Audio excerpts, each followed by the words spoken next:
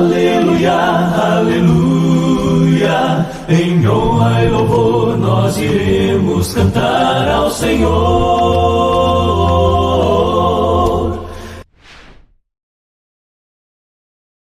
Mas a pergunta é, por que muitos não compreendem a Bíblia? Por quê? Aí tem algumas questões. Por que a Bíblia não é bem compreendida por muitas pessoas? As pessoas leem, mas não entendem. Por que isso acontece? Né? Então, a própria Bíblia nos fornece algumas razões. Tá bom? A própria Bíblia nos fornece algumas razões. Deixa eu ver se eu consigo ver aqui. Não. Opa, apareceu. Deixa eu ver aqui. Ah, Shai. Obrigado. Muito obrigado, irmão. Muito obrigado.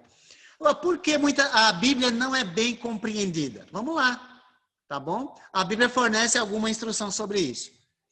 Em primeiro lugar, muita gente não entende a Bíblia em virtude de atitudes incorretas. Que atitudes? Eu vou dar o que a própria Bíblia fala, tá bom? Então, eu não vou inventar nada. Algumas pessoas não entendem porque não amam a verdade. É o que o Paulo vai dizer em 2 Tessalonicenses 2, do 10 ao 12. Outros resistem às suas verdades. O Paulo vai dizer isso na segunda carta a Timóteo. Outros ainda distorcem ou torcem passagens difíceis, interpretando-as de maneira errada. Então, isso são atitudes condenáveis. Tomara a Deus que nenhum de nós ande por esse caminho, tá bom? Algumas pessoas não entendem a Bíblia por não saberem diferenciar os testamentos. Parece que nós tivemos uma lição falando sobre isso. Espero que ajude você, não é? Tá bom? É necessário aprender a diferenciar o Primeiro Testamento do Segundo Testamento. A Antiga Aliança, a Nova Aliança, não é? Os cristãos não estão sob as leis do Velho Testamento, mas sim sob as leis do Novo Testamento. Jesus disse, ensine tudo o que vos tenho ordenado. Onde que está tudo que Jesus ordenou? No Velho Testamento? O Velho Testamento é promessa, lembra que nós falamos sobre isso? O Novo Testamento é cumprimento. Tá ok? Então, Jesus disse, obedeçam tudo que vos tenho ordenado. A voz que veio do céu disse, ouçam meu filho amado. Lembra disso? Em Atos capítulo 2, perseverem na doutrina dos apóstolos. Está entendendo? Então, nós não estamos debaixo da velha ou antiga aliança. Algumas pessoas não reúnem todas as evidências de um determinado assunto antes de chegar a uma conclusão. Por exemplo, vou dar um exemplo para você.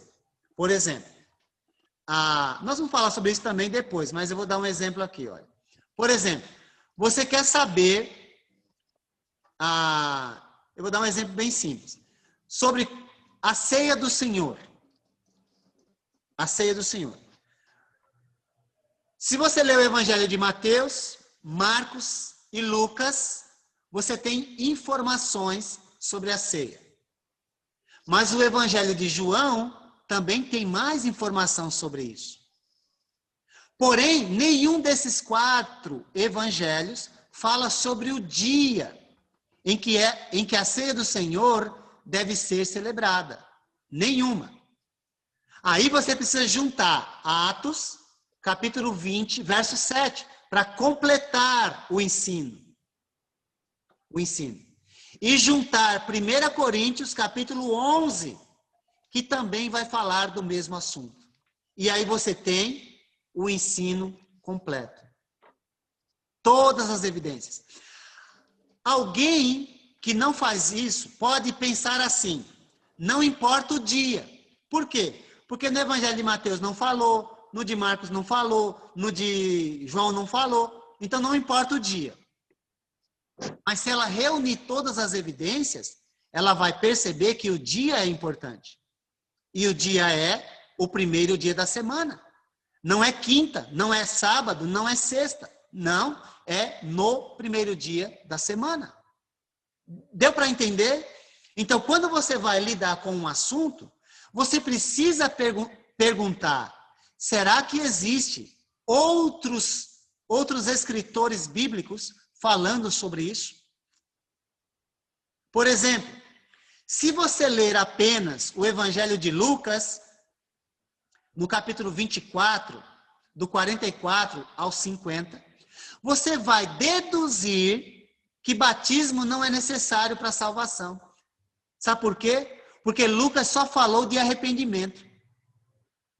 Do mesmo modo, se você ler João 3,16, você vai deduzir, só ele, que o batismo ou o arrependimento não é necessário para a salvação. Porque naquele texto, João só falou de crença. Mas se você for inteligente e respeitar as escrituras, você vai ler outros textos, juntar para formar o pensamento. Deu para entender? É nesse sentido que nós precisamos reunir todas as evidências de um determinado assunto antes de chegar a uma conclusão. Em quarto lugar, algumas pessoas não entendem a Bíblia porque não estudam ou leem a Bíblia, como fariam, vamos dizer assim, com outros livros. Consideram a Bíblia misteriosa. A Bíblia é um mistério. Gente, o mistério foi revelado, nós acabamos de ler. Não tem mistério mais. O mistério foi revelado. Agora, quem é o mistério, né? Nós já vimos isso. Alguém lembra onde está? Alguns consideram a Bíblia misteriosa, quando na realidade ela ensina e transmite informações, como outro livro, qualquer outro livro. Porém, a Bíblia, ela tem uma influência na nossa eternidade. Qual é o mistério que foi revelado? Deixa eu ler aqui para você. Se você não lembrar, né? Se alguém lembrar, pode colocar aí. E se eu não ver, o Danilo me ajuda aí. Deixa eu ver aqui, alguém colocou. Deixa eu ver se vai aparecer. Ah, não quer aparecer. Deixa eu pegar aqui.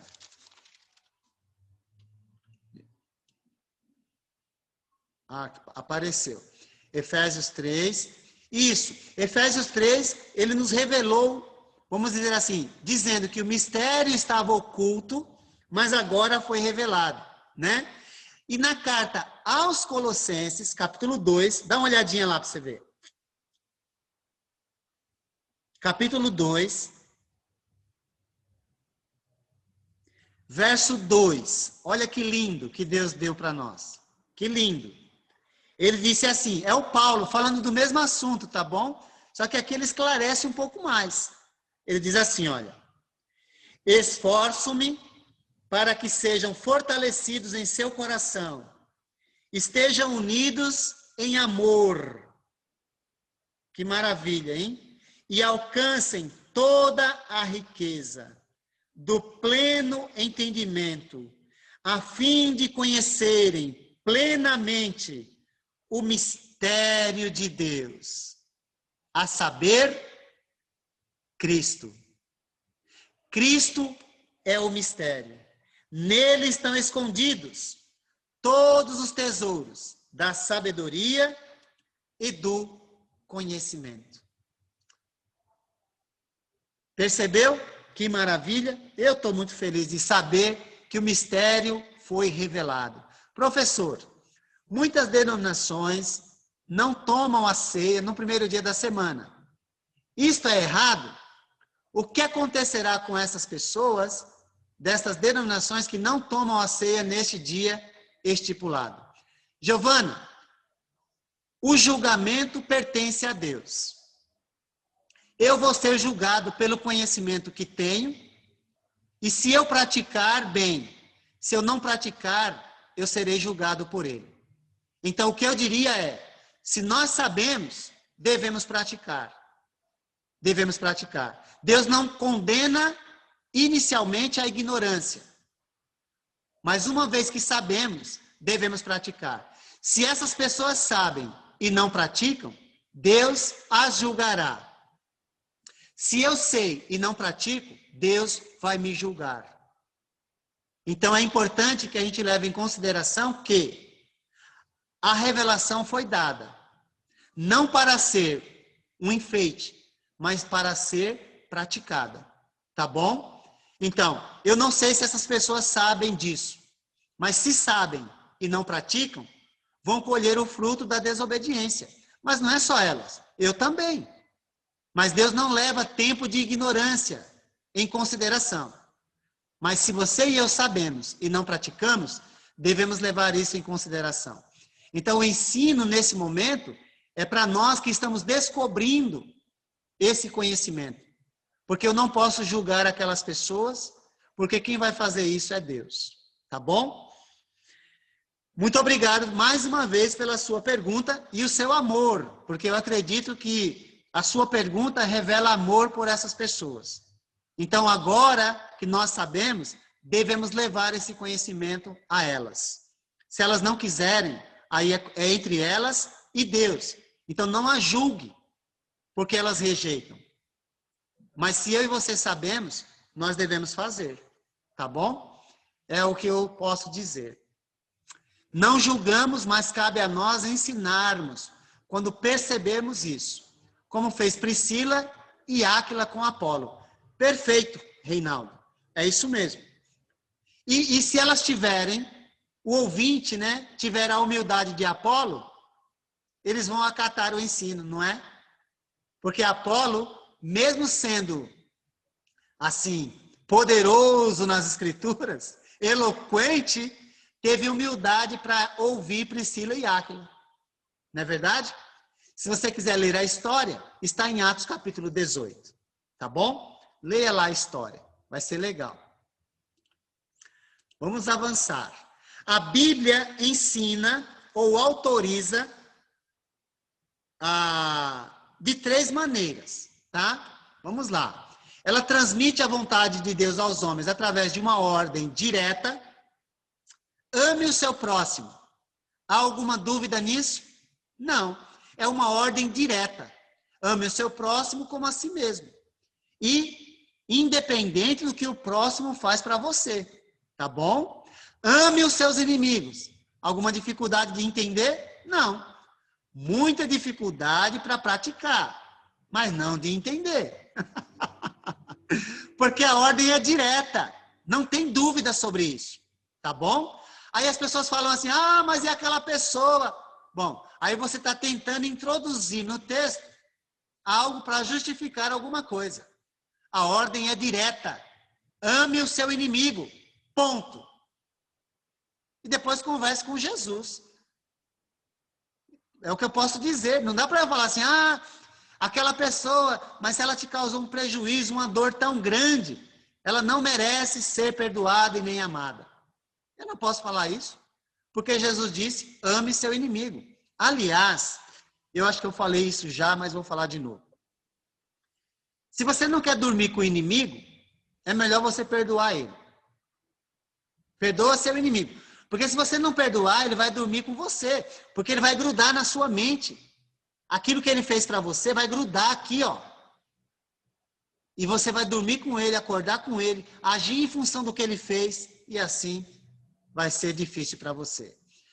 A Bíblia transmite a vontade de Deus ao homem através também de uma inferência óbvia ou conclusão lógica. Exemplo, Marcos 16 diz, vão pelo mundo, preguem o evangelho a todas as pessoas. Quem crer e for batizado será salvo.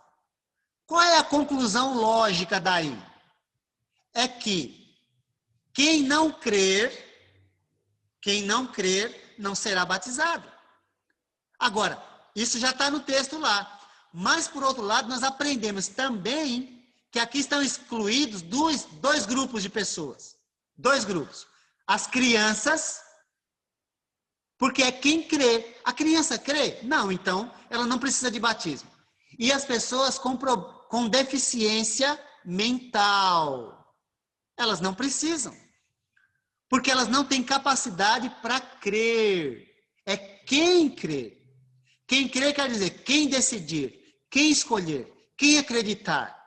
Então é para você e para mim. Tá? Deu para entender o que é inferência lógica? É isso. Não precisa ninguém dizer, a criança não precisa.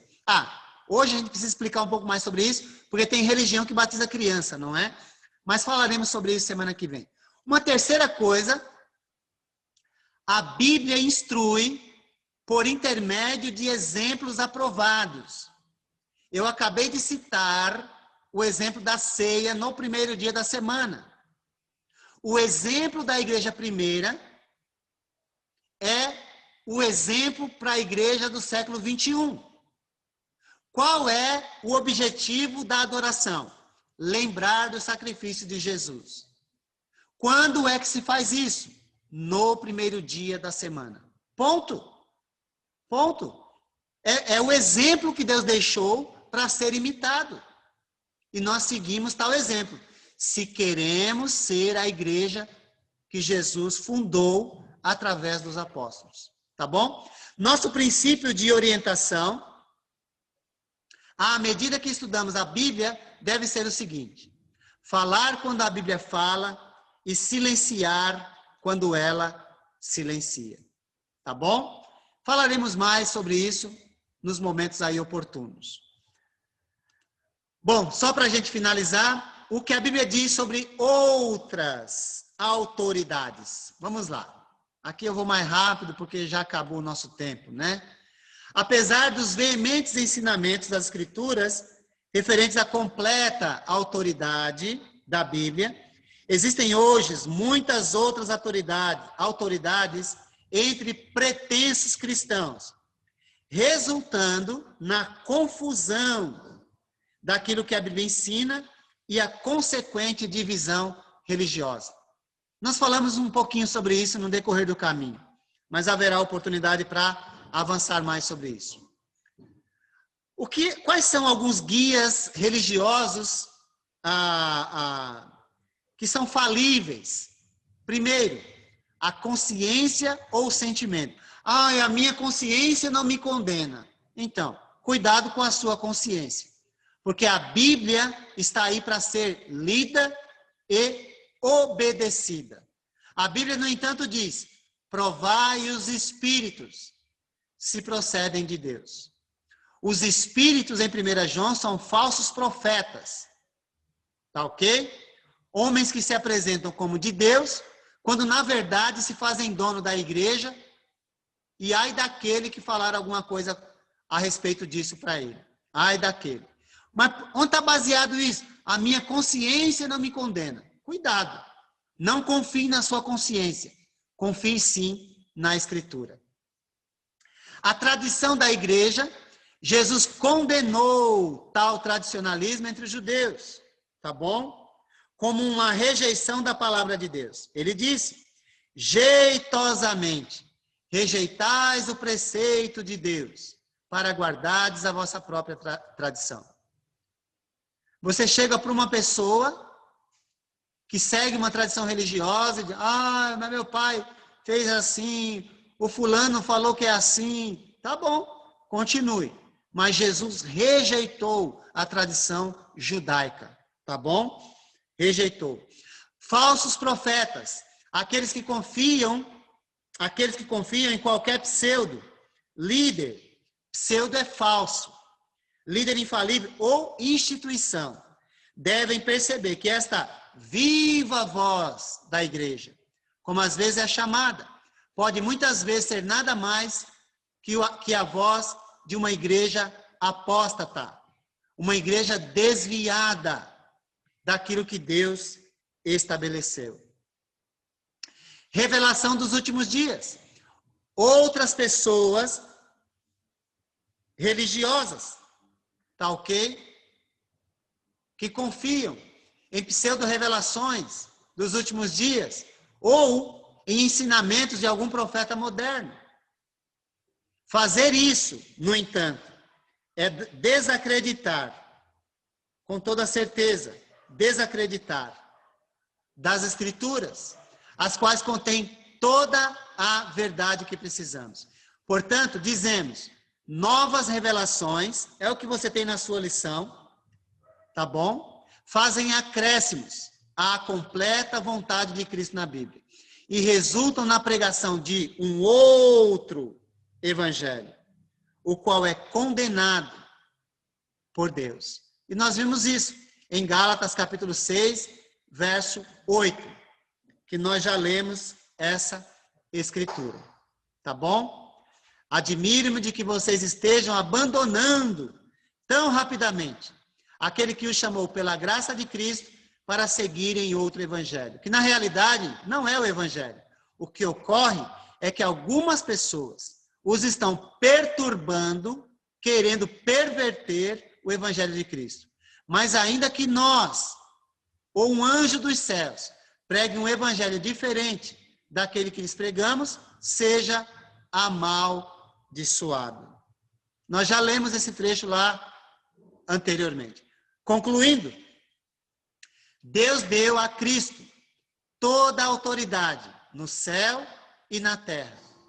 Cristo, por intermédio do Espírito Santo, revelou toda a sua vontade aos apóstolos. Por inspiração, esses homens registraram toda a vontade de Cristo, para que todos lessem, entendessem e tivessem vida eterna. Não existe nenhuma outra autoridade religiosa, além daquilo que foi escrito por eles, os apóstolos e aqueles a quem Deus autorizou no Novo Testamento. Isso torna o estudo continuado da Bíblia ainda mais importantes para a nossa vida. Por quê?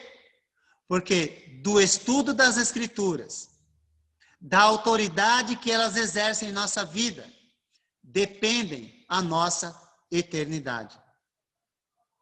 Quem é sua autoridade religiosa? Eu já sei quem é a minha, e será até o fim. Se Jesus for a sua autoridade, a Bíblia também o é. Pois a Bíblia foi inspirada por ele para conduzir as nossas vidas no caminho dele e um dia, todos nós juntos, possamos contemplar a sua face. Que Deus te abençoe e que nós possamos caminhar juntos nesse caminho rumo à eternidade com Jesus. Aleluia, aleluia, em honra e louvor nós iremos cantar ao Senhor.